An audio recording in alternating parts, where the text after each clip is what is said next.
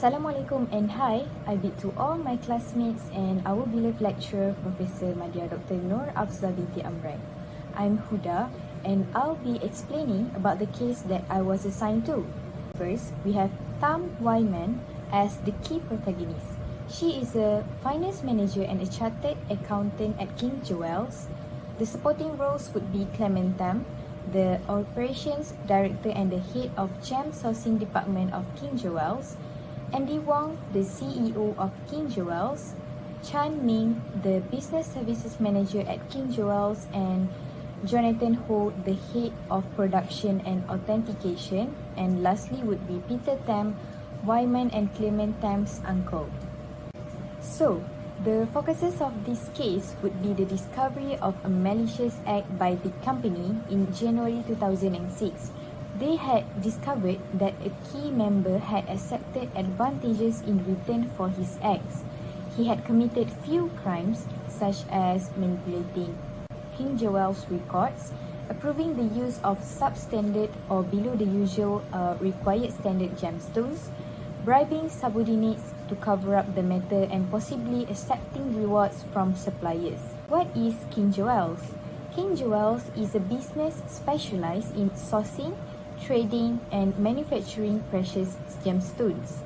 As Hong Kong has been recording a steady growth, a continuous rise in GDP and customer spending increase, their business has been benefited by the sudden growth and managed to get into a higher competitive advantage. The key settings started in January when they discovered the act. Eventually, Wong and other directors of the board were unaware of the events until Chan Ming informed Wong. Following the situation, an emergency meeting of Board of Directors was called on February 17th in 2006 to sort out the problems without public announcement to consider the interests of stakeholders and maintaining company's public image. The main issue is that she was undecidable whether to expose her brother to the CEO Andy Wong or to just conceal it with her until the end, where it threatened her professional principles as an accountant. Wyman had long discovered the malpractices back in August 2005 but decided to not blow the whistle. She felt guilt that she allowed the situation to continue even after she found the abnormal records. Wyman had discovered that her brother has accepted advantages from several suppliers over the course of 30 months in return for substandard gemstones, that he failed to disclose the correct quality of gemstones purchased, that he had misplaced business documents to support the receipts of good purchase, and that he had bribed his subordinates into silence. The unusual business practices came to light when, in March 2004, customers Stephen Wang and his aunt Ling Fang looking for a necklace and engagement ring at one of the KingJewels retail shops. Ming was observing the incident as he was inspecting the retail shop. He was shocked that when the customers asked for diamond certificates, the sales staff informed that they did not provide diamond certificates for the Bliss collection. The certificate usually was provided to customers to verify the quality of the gemstones. The two salesmen answered that the company had been practicing the practices since March 2003 following the instruction from Ho. Based on the report list, the primary source of diamond price information, the diamond prices were estimated in terms of carat, color and clarity.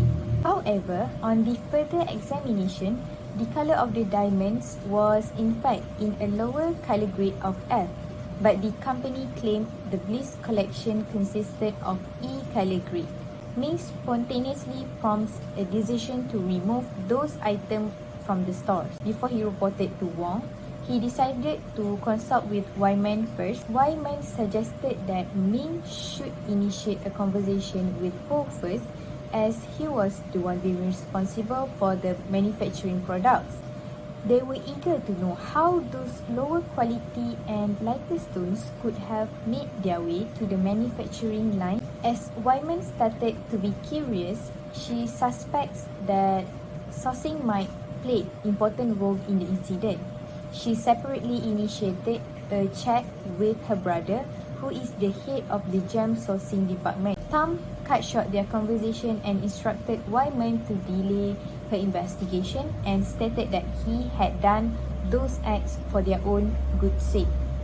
Wyman was so confused on why did her brother acted that way. Currently, she was in dilemma on how she wanted to address the issue and all evidences that she had gathered to Wong. She was stuck between her friendship with Wong and also the company's future growth and the family relationships she had with her brother and uncle. So, that's all the briefing for the case that I was assigned to. Thank you guys for listening, and till next time we meet for the next upcoming task.